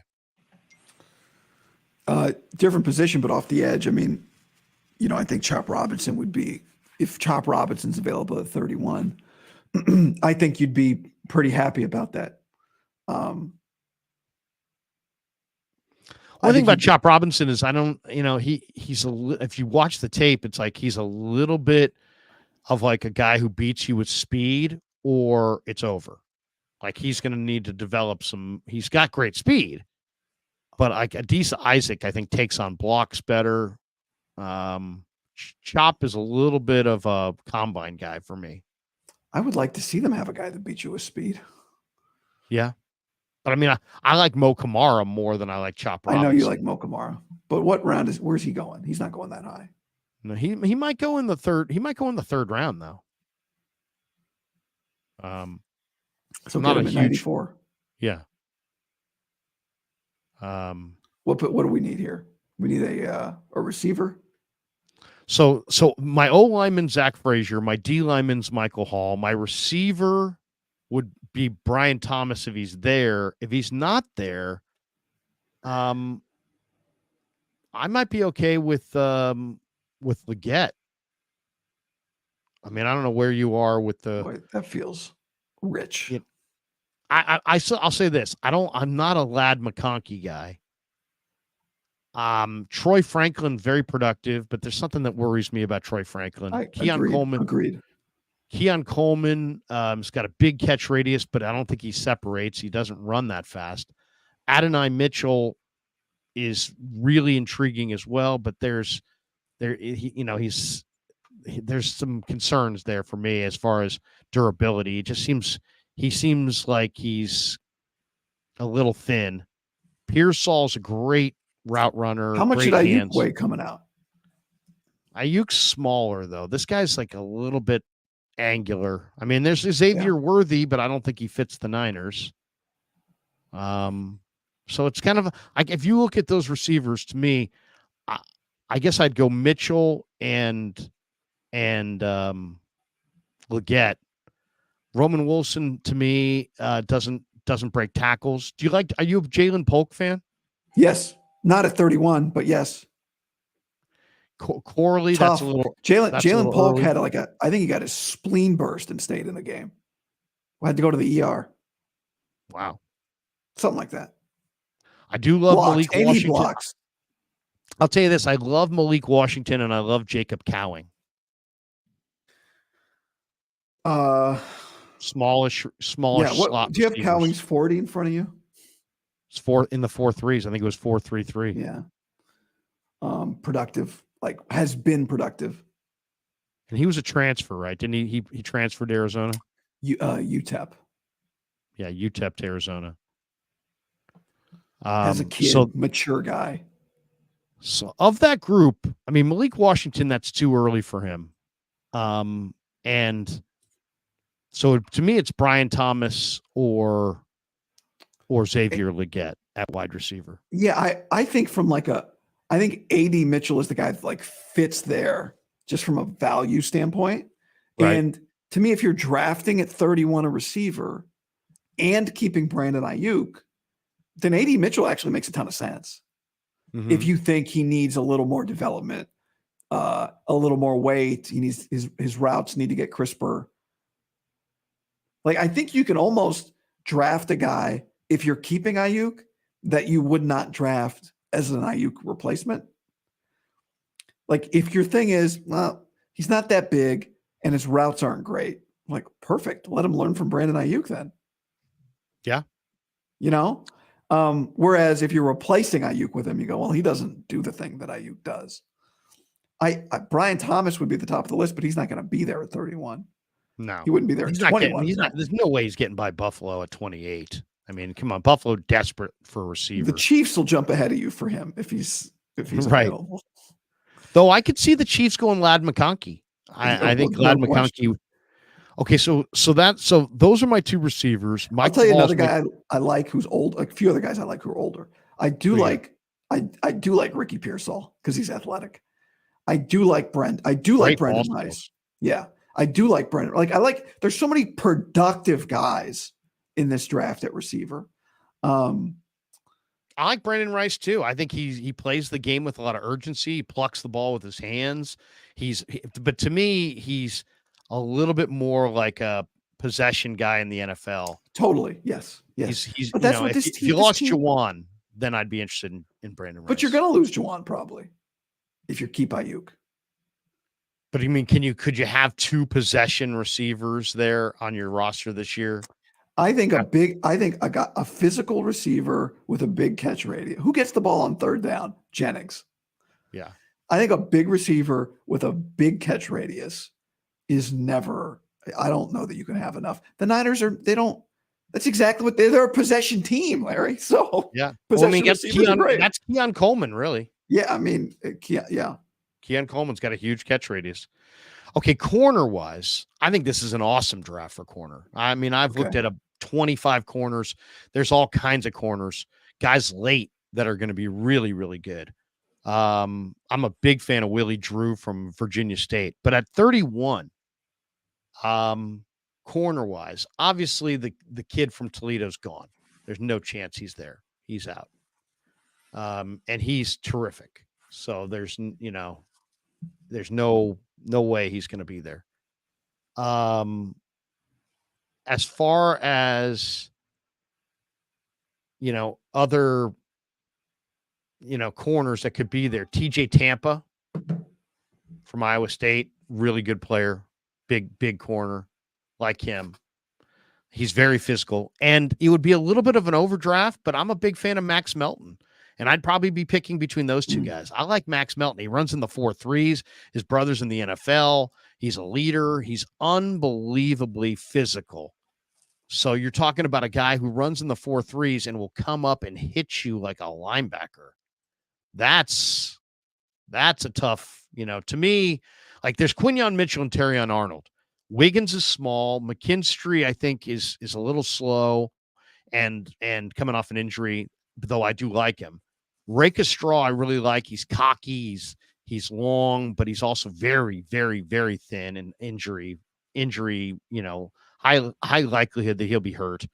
Then you're looking at TJ Tampa, who's physical and hits and has good size. Max Melton, who's 5'11", 190, but he's just incredibly physical. There's Mikey Sainra still, who is, I think, maybe one of the best players in the draft as far as you think he's a nickel.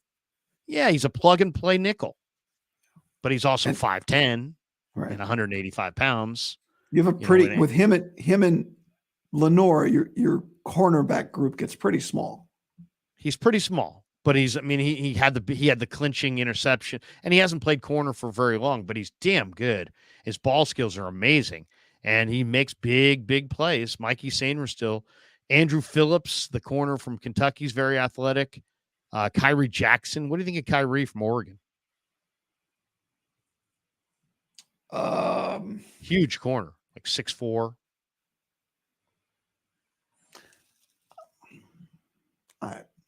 You're not a fan. I don't know, Larry. You know who I like, but he's much later, is Shaw Smith-Wade. Yes, I love him too. To me, he is a plug and play corner who's also small, but he's 5'10", 185. They're saying he's going to go pick 189. That's late. But I'm absolutely with you on Shaw Smith-Wade. What a player he is. The thing about him and Kyrie Jackson, they both played on defenses that require you to tackle, like tough, physical, defensive head coaches. I would prefer him. Did you end up? You like Chigozie Anuzium? Yes, from Colorado State. The former Cal Bear. I mean, he's a little bit of a project, but the tools are amazing. You're talking about 6'1", 200 pounds, really put together, and he ran 4.33 or something like that. He's a smart kid. He's got his degree. He transferred to Colorado State. He was very good for Colorado State. To me, he stood out at Niner local pro day as easily the best player on the field. How old is Kyrie Jackson? He's old. I don't. Yeah, he is pretty physically dominating with that size. He's an adult. But Shaw Smith-Wade is absolutely Shaw. a steal. Shaw Smith-Wade. But there's other guys in this draft. Like there's a guy from Alabama State named Mikey Victor. Kyrie Jackson's almost 25 for the record. I know the guy I wanted to ask you about. What do you think of the Utah corner Miles Battle, who's 6'4"? Gigantic corner from Utah. Yeah, I mean, he's like my third favorite Utah DB in this draft. Okay. Behind behind your guy Vaki and my guy Cole Bishop. But like I think I don't remember him being, I'd have to go back and look at his numbers, overly like productive. But to me, the Utah guys are very much Seattle, like the old Seattle Seahawk prototypes. So I think Miles Battle's probably a good fit for the Niners. I think he's probably a really good fit actually for the Niners based on that, right? He's tall. We're not talking about a 5th round or 4th round corner here. We're not talking about a guy at 31. Let me pull up his. So, I mean, that's basically where I'm at as far as 31. If it's an O lineman, give me Zach Frazier or Jackson Powers Johnson. Give me Michael Hall at defensive tackle, or maybe Ruka Rororo. At wide receiver, I'll take Xavier Legette or Brian Thomas. At corner, I would take TJ Tampa or Max Melton. And the last spot is linebacker. And to me, this is a really intriguing question, Guy, because where the Niners are going to be picking, they're going to have their pick of the best linebackers in the entire draft. And if you can find a Pro Bowl linebacker, isn't that a value? I know linebacker seems to be kind of a devalued position, but to me, Junior Colson and Jeremiah Trotter are the highest rated guys. But I like Cedric Gray from North Carolina a ton. And the A&M kid is, pretty damn good too. Edgerrin Cooper. Edgerrin Cooper. I mean, there's also Peyton Wilson, who, won the Butkus, right, from NC State. And he's had some injury problems, and there's some concerns there injury-wise.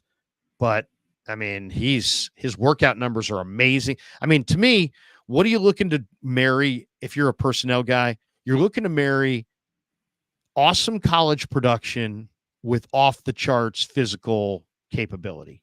And when you can marry those two traits throughout the draft, you've got a chance to really hit home runs.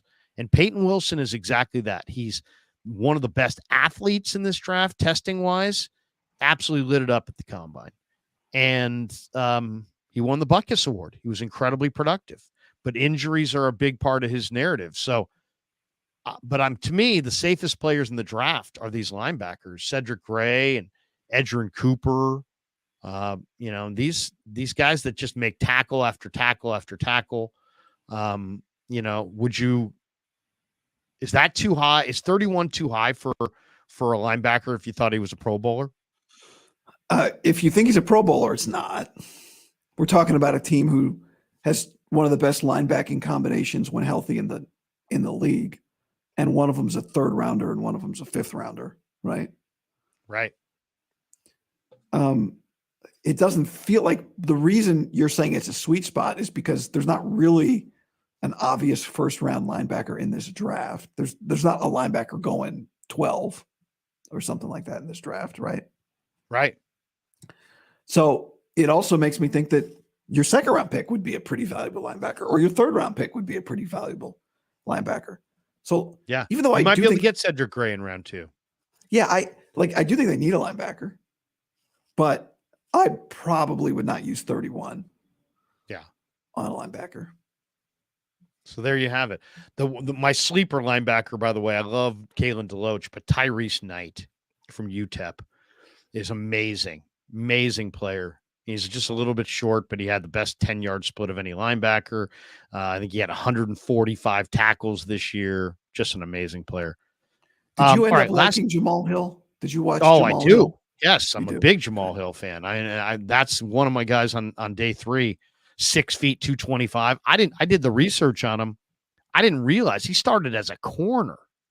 So I mean, you're talking about a linebacker who probably is going to be an elite cover guy.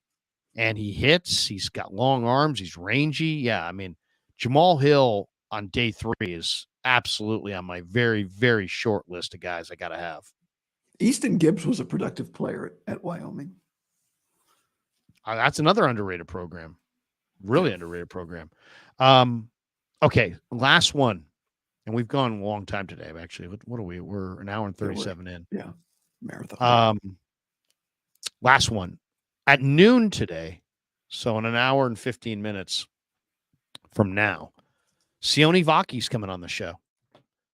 So give me some Sione Vaki breakdown. You're Mr. Pac-12. Oh, Kev's calling. Sorry, Kev's calling saying, and end the stream. End this stream, Krug. That's what he's about to say. But Sione Vaki, give me your Sione Vaki breakdown, because the Niners, his agent is a guy who a buddy of mine knew. I contacted the agent. He's a local guy, and of course, Vaki's from Antioch. He was a running back. He was a return guy, but now he's a safety, and supposedly the Niners are showing a lot of interest. Brought him in for a workout.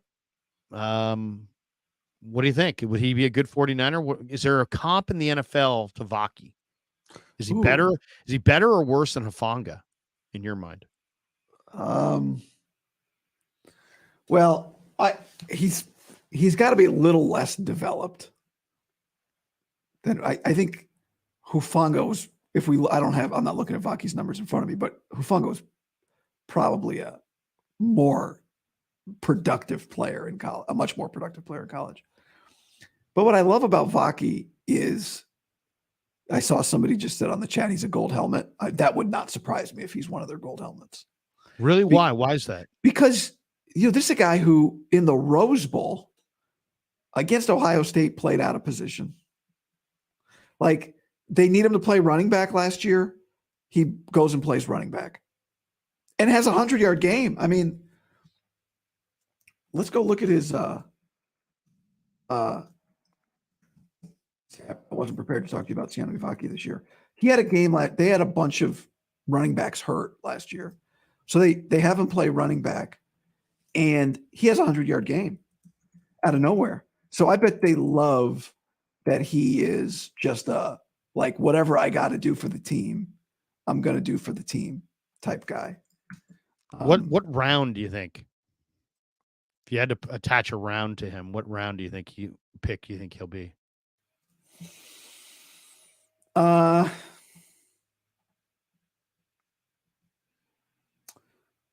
Feels like a fifth rounder to me. What do you think? Invader 49er said fifth. Oh, well, is he on the show today? Invader 49er or Vaki? Vaki is. Yeah, Vaki. Yeah, I mean, I just think he has this like whatever you need me to do thing to him. And a guy that can just suddenly go play running back and be good at it, like explosive. And they threw him the football too. I wonder if he can return. Is a smart guy. You know, like I think he probably I bet if you had Kyle Whittingham here, he'd be like just ultimate teammate. Three-way player, maybe? Offense, defense, and special teams? I wonder. Well, I'm interested to talk to him and talk a little bit about what his pre-draft's been like and what teams are saying to him and what kind of feedback he's getting, because I watched his running back film. He looks very instinctive. And I watched his safety film and I thought, man, this guy's flowing in the right direction. I don't see too many examples of him not flowing in the right direction. So it's probably a pretty heady player who watches a ton of film. Yep. And, you know, maybe with the new return rules, they see value there as well. So, yeah, I'm eager to see. You know, I've heard people. I was talking to Lombardi, the great Dave Lombardi, and he said of all the players in the draft, he thinks Vaki's the guy that if he was wagering, he would wager that he would be a Niner. Interesting. Yeah, I thought that was interesting too. Yeah, I think from just a person standpoint, I could see. I think they would like a lot of. Utah guys are, you know. It's a great program. Yeah, great program. Kyle Whittingham does an awesome job. You know, his son is on Andy Reid's coaching staff. They're just high-level guys. They have a lot of high-level guys, smart guys. You have to be tough. Kyle Whittingham's thing is, you become us, we don't become you. In other words, there's no place for individuals here. Well, and also, you're going to have to beat them on a Saturday. They don't beat themselves. You know, they don't beat themselves. I'm a big Cam Rising fan, but then he went down and they kind of ran out of quarterbacks this year. Yeah. But what a program. I gave you some bad intel. Mekhi Bernard was the guy that played out of position 2 years ago in the Rose Bowl, not Sione Vaki. So don't. Gotcha. But Sione played out of position this year. So I got my Utah guys that they move guys. They've moved multiple quarterbacks to safety in their history. So yeah, Sione Vaki. Kev says, wrap up the stream. It's gone on too long. All right, there you go. What is Kev doing? He's busy. Go do something else. Leave us alone. Justin, he says, Larry, how would you feel about Rakestraw Jr. at 31? I like him as far as he's got major swag. That guy's got confidence. And to me, confidence is the number one trait of a corner. If you ever see a corner and he's like, I don't know, maybe I might be able to do it, don't draft him. They got to be like, I'm the man in this beast. You know, I mean, and Rakestraw wears number 1. He's an incredible athlete. He's just a little thin. He's a little on the thin side. I would just ask, I'd be curious Vaki's take on Jonah Ellis and Cole Bishop. Those two guys I'd be interested in. I'm writing that down. Jonah Ellis, I like. Jonah Ellis, by the way, a Bloodlines guy. Not a Niners Bloodlines guy, but a Luther. Bloodlines guy. His dad, Luther, is coaching. He's not coaching, I believe, at Utah. Yeah. I got to ask him also about Miles Battle because that's a 6'4" corner that he played with. And I also got to ask him about that run. They got an offensive lineman. Is it Simu Lato or something like that? Who's the Utah offensive lineman who's just a dominating run blocker? I got him here on my list. This guy's amazing run blocker. I was watching the film. I'm like, my God, this guy's amazing. Yeah, his name is Satoa Lemua. Dominant run blocker. Not a great pass protector, short arms, but I mean, he's the Utah guard. Ridiculous. Matt says, why is Guy doing a Trent Baalke impression? I've decided to change everything. And you do a Baalke impression, actually. That's good. You know, it's funny that you say that because, you know, I was talking to Coach and he's a football guy, you know, and I'm a football guy.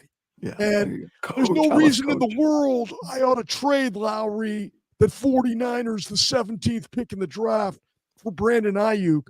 But my reality out here in Jacksonville, Lowry, is that if we don't win, my ass is gone. So there's a very good chance I'm going to offer John Lynch 17 overall for Brandon Aiyuk. I don't know if he'll take it, but I got to offer it. Otherwise, I could be out of a gig. You know what I'm saying? You know, I'll last thing I'll say, and then Kev can, you know, be released from his prison. I do think it's such an important year for Jacksonville with Trevor Lawrence. Last year, going into last year, they thought like, all right, he's about to become a $50 million a year quarterback. And then he didn't. Right. And I thought that Doug Peterson said something really interesting at the league meetings. He said, you know, the one thing with Trevor in the big moments, I'm paraphrasing, was like, he still needs to like make plays in those moments. Yeah. And I think it's not only about Baalke's job security, it's the same thing the Niners are doing. Like, let's get as much around our quarterback as we can. I think they've invested so much in Trevor Lawrence, and they might be about to invest even more in Trevor Lawrence. Probably are, right? They're just probably going to, like the Dolphins, just going to have to pay him, whether he's great this year or not. That it does make sense from their standpoint to just, let's get him. We're not going to make him teach some receiver how to play. We'll go get him a guy that makes him better. I think it makes a lot of sense. I mean, their best receiver is Evan Ingram right now, and he's good, but he's a tight end.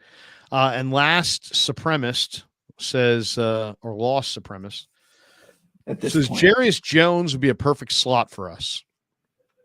Don't even know him. I'll have to look him up, but appreciate that. I also don't know him. What do you got cooking the rest of the day? Haircut. Nice. Went up at 2:00. Look at that. And I got a bunch. Yep. Some draft and draft prep. And I just got my embargoed Colorado depth charts for the spring game. So, I mean, that is just for my eyes only. That's just a fabulous head of hair right there. I mean, it's just, is it true, the rumor that's out there, that the reason that Haberman and Middlecoff split up was because of John's jealousy over your hair? Did you guys fight behind the scenes about John not having hair and you John once upon a time had a great head of hair. He had a great head of hair. And you know, I don't know. It turns out he's a good looking bald guy. I don't know if I'd look bald. I'd probably go PRP treatendog first if it came to that. But good to see you, man. Thanks to Pig and a Pickle. Thanks to Underdog Fantasy. Thanks to Sharp Corner Sports Cards and Collectibles. And thanks to Marin Autoglass. For Guy Haberman, I'm Larry Krueger. Tune in at noon. Sione Vaki in the house. Until then, peace. Yeah, never met a man I've been scared of.